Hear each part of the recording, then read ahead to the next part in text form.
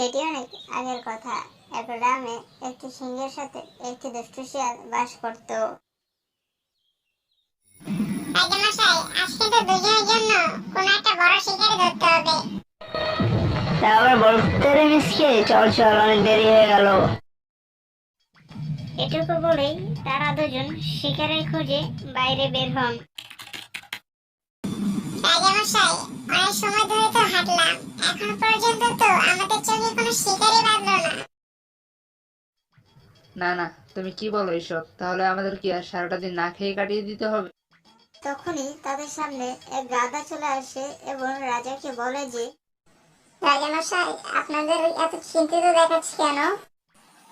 আর বলো না গাধা ভাই, সকাল ধরে আমরা দুজন অনেক খুঁজছি, কিন্তু এখন পর্যন্ত কোনো শিকারি আমাদের কপালে জুটলো না। এটা তো শিয়াল ভাই অনেক খারাপ হলো, কিন্তু ভাই আমার খাবার তো আমি পেয়ে গেছি, এখন তোমরা থাকো, আমি চলে যাই।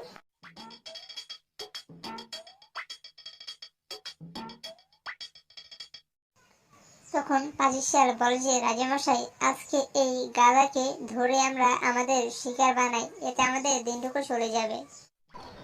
বেয়াদব, গাদার বোকা বলে আমাদের কাছে এসেছে, আর তুই এর সুযোগ নিতে চাস? আজ আমি তোকে খেয়ে আমার জ্বালা মিটাবো। তখন শিয়াল দৌড়তে থাকেন এবং রাজাও তার পিছু করতে থাকেন। ভিডিওটি ভালো লাগে তাহলে চ্যানেলটি সাবস্ক্রাইব করে দিন এবং বেল আইকনটি অন করে দিন পরবর্তী সবার আগে ভিডিও পেতে। সবাই ভালো থাকেন, সুস্থ থাকেন।